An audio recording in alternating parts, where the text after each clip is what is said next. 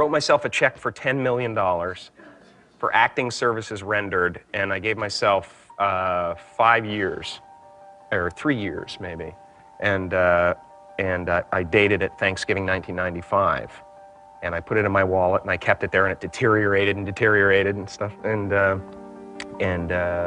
then just before Thanksgiving 1995, I found out that I was going to make $10 million on, I think it was Dumb and Dumber. Maybe. Dumb and Dumber, yeah.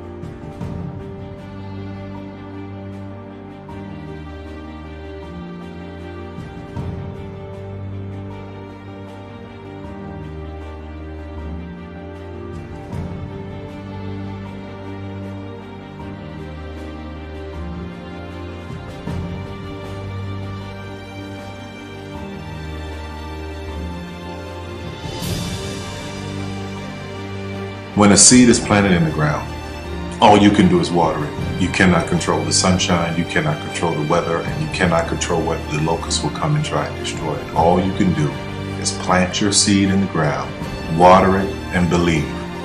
That is what allowed me to be in this position right now. I would not stop believing.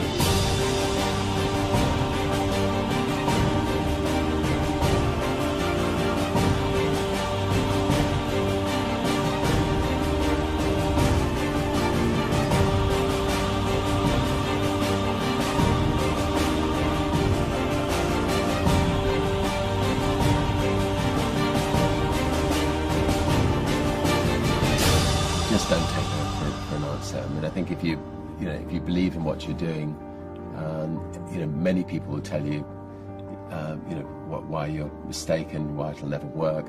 But if you really believe passionately in what you're doing, just keep going, keep pushing on, and then if you don't succeed, pick yourself up and try again, and ultimately, if you're that determined, you will succeed in life.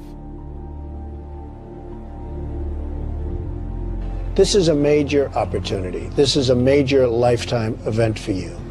In all of the years that I've been doing this, only one person has quit, left. I've been amazed that there's only been one person, because some people, and sometimes you really suffer. It's very tough. People say you have to have a lot of passion for what you're doing, and it's totally true. And the reason is because it's so hard that if you don't, any rational person would give up. It's really hard, and you have to do it over a sustained period of time. So if you don't love it, if you're not having fun doing it, and you don't really love it, you're going to give up.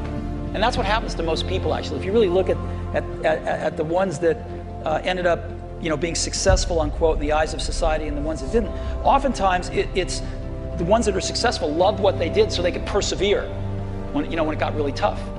And the ones that didn't love it quit because they're sane, right? Who would want to put up with this stuff if you don't love it?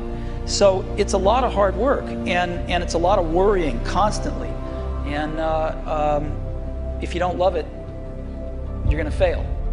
Make a choice. Like, you just decide what it's going to be, who you're going to be, how you're going to do it. Just decide.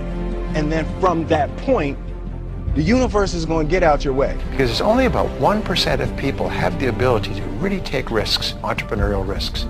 99% of the population can work for a business once it's established. Only 1% have the courage and the ability to actually make the entrepreneurial breakthroughs that create those jobs. Somebody said to me, what did you learn from your father? And what I learned from my father is that work can make you happy. Really can make you happy. But you have to love what you do.